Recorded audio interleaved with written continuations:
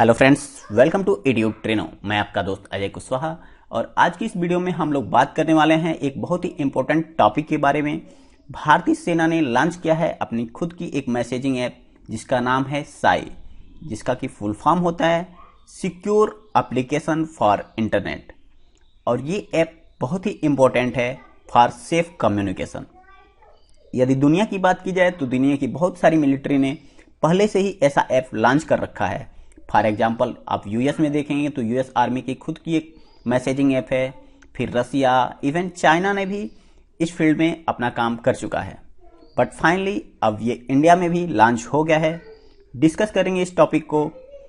बहुत ही important topic है for Indian defence, तो आपको कुछ नया जानने को मिलेगा। बट बिफोर वी बिगिन, यदि आपने अभी तक एड्यू ट्रेनो को सब्सक्राइब नहीं किया है तो इसे सब्सक्राइब कर लें और बेल आइकन को हिट कर दें ताकि आने वाले वीडियोज के नोटिफिकेशन आपको मिलते रहें।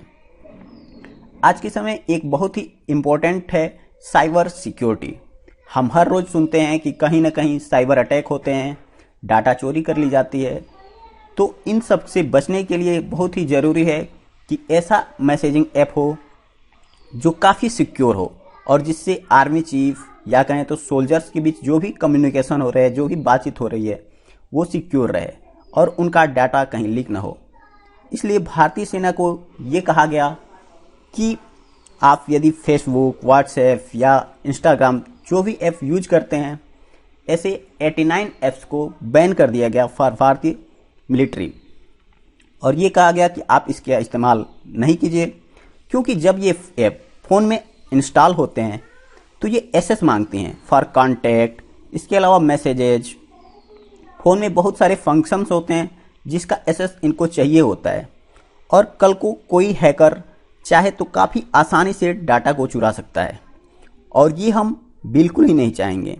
साइबर अटैक की यदि बात की जाए तो पीएलए यूनिट 61398 जो कि काफ़ी चर्चित है, चाइनीज आर्मी का एक सिक्योर यूनिट है और यहाँ पर हज़ारों की संख्या में हैकर्स काम करते हैं और ये कभी भी साइबर अटैक कर सकते हैं। ऑस्ट्रेलिया, अमेरिका समेत दुनिया के कई सारे देशों में साइबर अटैक कर चुके हैं। रिसेंटली क्या हुआ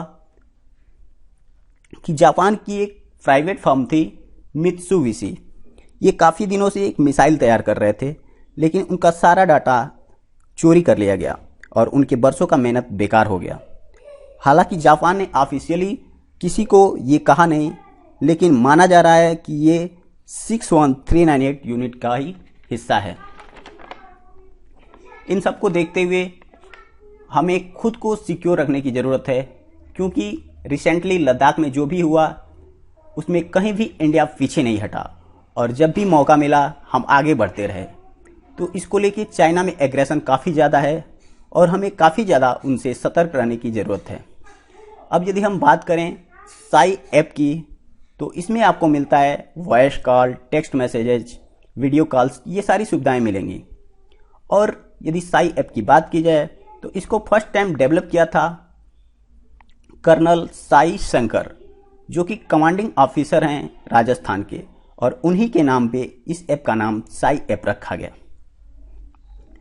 अब आपके मन में एक सवाल आ रहा होगा, चलो आर्मी तो कवर हो गई, अब नेवी और एयरफोर्स का क्या है? तो एयरफोर्स पहले से ही एफनेट यूज करता है, जिसका फुल फॉर्म होता है एयरफोर्स नेटवर्क। और सेम प्रोसेस नेवी के पास भी है। नेवी के पास भी अपना खुद का एक सेफ कम्युनिकेशन ऐप है। तो उम्मीद करता हूँ यहाँ आपको कुछ नया जानने को मिला होगा।